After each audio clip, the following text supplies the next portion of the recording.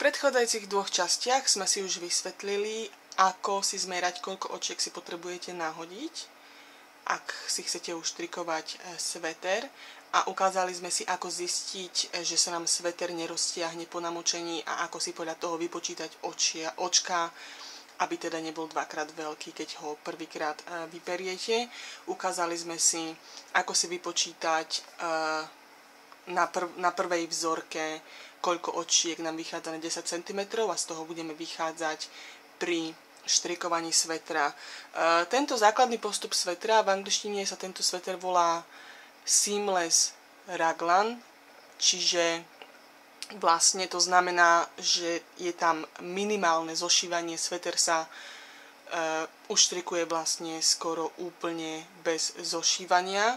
Ja vám ukážem teraz v praxi, ako to vyzerá, keď si vypočítame očka a ako vlastne pokračujem na tomto konkrétnom príklade. Ja štrikujem na 6 mm ihliciach a podľa toho som si vlastne na 6 mm zmerala 10 cm a vyšlo mi, že na 10 cm mám 15 očiek a 28 riadkov, čiže keď vydeláme 15 očiek 10, vyjde mi, že na 1 cm mám 1,5 očka. Ja som si vybrala obvod svetra podobného ku tomu, ktorý chcem uštrikovať. Môže byť aj kúpený, nemusí to byť štrikovaný sveter, alebo to môže byť tričko.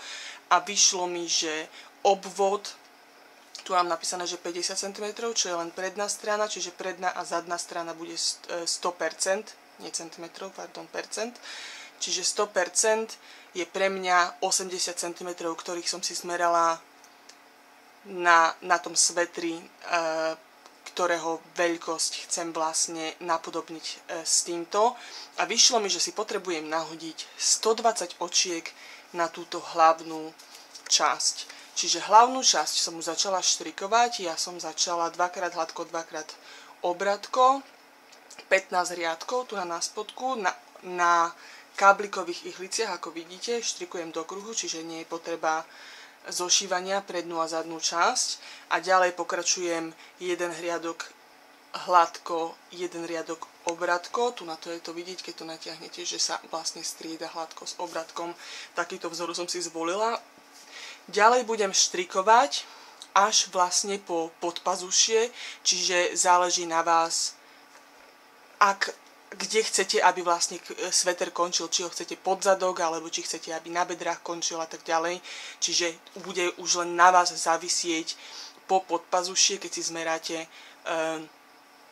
aká dlhá táto časť bude. Čiže keď sa dostanete po podpazušie, zvlečiete očka, alebo ani nemusíte, ak máte teda vlastne druhé káblikové ihlice o tej istej veľkosti 6 mm, tak vlastne môžete si to nechať takto a začať štrikovať rukávy na druhých káblikových ihliciach. Ak nemáte, budete si samozrejme musieť zhodiť tieto očka na nitku, pokiaľ štrikujete rukávy. Čiže keď doštrikujete sa pod pazušie, čiže tu na obrázku, niekde tu by ste mali prestať. A nezužuje sa, nerozširuje sa, toto je úplne základný typ svetra, nejdeme to komplikovať, ukazujeme si len úplné základy, ako uštrikovať takýto jednoduchý sveter, čiže dostanete sa tu a tam prestanete, potom si ukážeme, ako budeme štrikovať rukávy a ako napojíme rukávy na hlavnú časť a budeme štrikovať ďalej.